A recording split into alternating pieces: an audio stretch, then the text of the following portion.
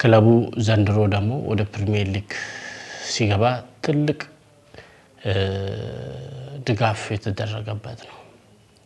አንደኛ በበጀት በኩል ከፍተኛ የሆነ ድጋፍ የተደረገበት ለስፖርተኛ ኢንሴንቲቮች ለክለቡ የሚያስፈልጉ የተለያዩ ማቴሪያሎችን ጭምር ስፖርተኛው በወቅቱ እንዲጠቀም ከማድረግ አንፃር ሰፊ ስራዎች በትኩረት የተገመገመ በአብይ ኮሚቴው በዞን አስተዳደር የበላይ ጠባቂ ጭምር የተገመገመ የመጣበት ነው። ስለዚህ ይሄ ሁሉ ከክለቡ ድጋፍ እየተደረገ እንግዲህ አልፎ ፕሪሚየር ሊግ መግባት አይፈልጉም የሚባል በዚህም ይነሳል ማለት ነው። ይሄ ክለቡ ፎርማት በያዘበት ሰዓት የውድድር ፎርማት ይዞ ውድድር እያደረገ በመጣ ጊዜ በሙሉ እነዚህ ትርክቶች አሉ ማለት ነው። አመራሩ ፕሪሚየር ሊግ እንዲገባ አይፈልግም እንትኑ እንዲህ ነው የሚል የተዛባ ህብረተሰብ ውስጥ እንዲገባ የተደረገ የመጣበት ጊዜ ረጅም ጊዜ ናቸው ማለት ነው። ስለዚህ ዘንድሮ ፕሪሚየር ሊግ ጆይን ሲደረግ ዝም ብሎ አይደለም ጆይን የተደረገው ተሰርቶ ድንገት አይደለም የተገባው በጣም ተሰርቶበት ሁሉ ጊዜ የአመት እቅድ ነበር ይያዝ የነበረው ዘንድሮ የ3 አመት እቅድ ይዘን ነው አሁን ያሉት ፕሬዝዳንት ክለቡን ሲረከቡ የ3 አመት እቅድ ቁጭ ብለን አቅደን ይሄ በየአመቱ እንገባለን የሚባል ነገር የተሳካልን ስላልሆነ የ3 አመት የክለቡ ፕሮጀክት አድርገን ጀምረናል።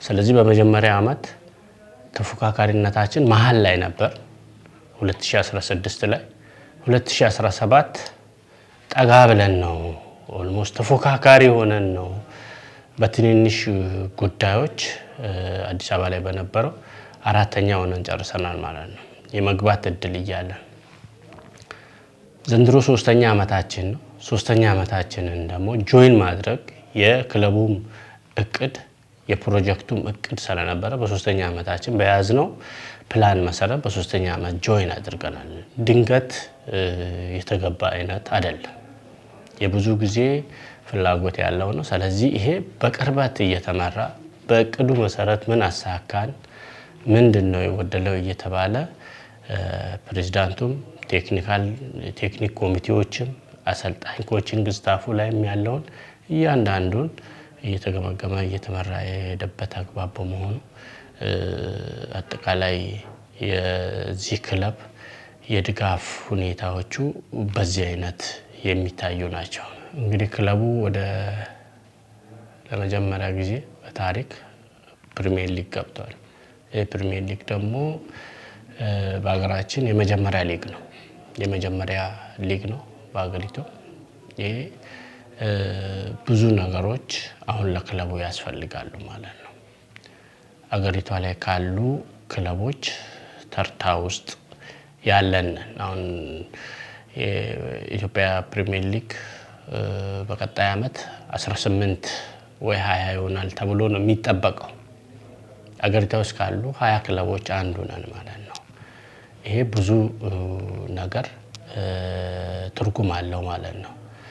ስለዚህ ክለቡ አንደኛ ህዝባዊ መሰረት እንዲኖረው ይሰራል ማለት ነው። ፕላን ተደርጎ የሚሰራ ነው። ህዝባዊ መሰረት ይይዛል ክለቡ የሀብት ምንጫችንን እናሰፋለን ለክለቡ የሚያስፈልጉ መዋቅር ይዘረጋለታል ራሱን የቻለ ስለዚህ በዚህ ድጋፍ ህዝባዊ ያድርገነው ክለቡን ወደ ተሻለ ደረጃ ማሸጋገር ይፈልጋል ማለት ነው። ስለዚህ ስፖርት በባህሪው ሀብት የሚፈልግ ነው ለከነማችንም ሀብት የማሰባሰብ የተለያዩ ፕሮግራሞች ይኖሩናል በቀጣይ ስለዚህ ለዚህ ደግሞ ህዝባችን የክለቡ ደጋፊዎች የክለቡ ወዳድ የሆኑ በአገር ውስጥም በውጭ ሀገርም የሚኖሩ በጠየቅናቸው ጊዜ ሁሉ እጃቸውን የሚዘረጉ ነው ማለት ነው። ስለዚህ የበርበሬዎቹ ወዳጅ የበርበሬዎቹ የልብ ደጋፊዎች አይደለም ለክለቡ ሀብት ለመስጠት አይደለም የህይወት መስዋዕትና የአካል ጭምር የሚሰጥ ደጋፊና ህዝብ ያለበት ነውና ይሄ በቀጣይ ለክለቡ ሀብት አሰባሰብ ጥሩ ምቹ ሁኔታ መደላደል ይኖረናል ብለን ስለምናስብ በቀጣይ በተለያዩ ማህበራዊ መሰረቶች ለክለቡ ሀብት የማሰባሰብ ስራዎች ከመንግስት ባሻገር ይሰራል የሚል እቅድ እየተያዘ ነው ያለው ማለት ነው። አሁን ክለቡ ፕሪሚየር ሊግ ገብቷል። ይሄ ፕሪሚየር ሊግ የገባ በተለያዩ ፈተናዎች ውስጥ ያለፉ ተጫዋቾች አሰልጣኞች የአመት ልፋት ብቻ አይደለም ይሄ ግን አሁን ያለው ስብስብ ደግሞ በጣም እድለኛ ስብስብ ነው እድለኛ ኮች ነው ይሄን የአላባን ህዝብ ትርታ አይቶ የአላባን ህዝብ ምኞት ሐሳቡን ተረድቶ ወደዚህ ፕሪሚየር ሊግ ውስጥ እንድንገባ ላደረጉን አሰልጣኞችና የኮቺንግ ስታፍ ተጫዋቾች ለነዚህ የጀግና አቀባበል ለማድረግ ደግሞ የተለያዩ ኮሚቴዎች ተደራጅተው ወደ ስራ ተገብቷል ማለት ነው። ይሄንን በዋናነት የሚመሩት የክለቡ የበላይ ጠባቂ የዞናቸው ዋና አስተዳደር ይሄንን በበላይነት እየተመራ ያለው ስለዚህ የጀግና አቀባበሉ ምን ያስፈልጋል ምንድነው የሚኖረን ኩነቶች የሚለውን ኮሚቴዎች እቅድ ይዘው በእቅዳቸው መሰረት እየሄዱ ነው ያለው ማለት ነው።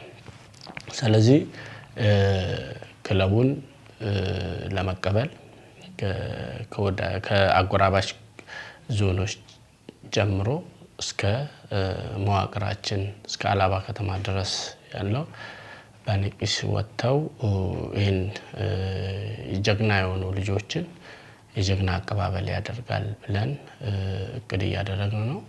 ስለዚህ በ25 ማጠቃለያ ውድድር ይኖረናል። ይሄ ማጠቃለያ ውድድር ኦልሞስት ያሸናፊዎች አሸናፊ የዋንጫ ጨዋታ ነው ማለት ነው። ስለዚህ እንዲህ ደርሰን ምንመለስበት እንትን የለንም ማለት ነው።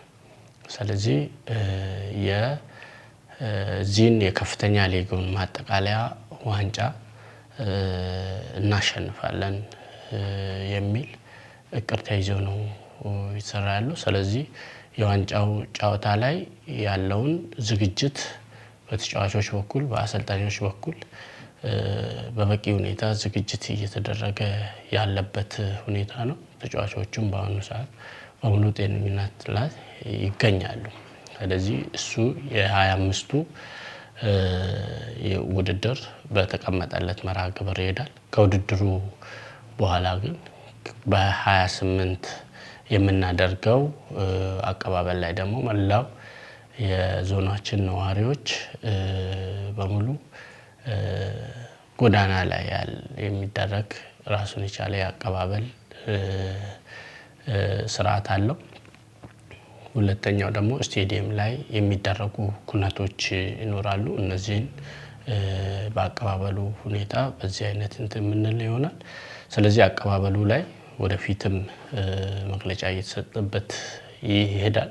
ግን ያሉን ኩነቶች አንደኛ ጎዳና ላይ ያለው ህዝብ ተጫዋቾቹ በክፍት መኪና ሆነው አቀባበልና የደስታቸውን አብረው የሚገልጹበት የሚሆን ነው።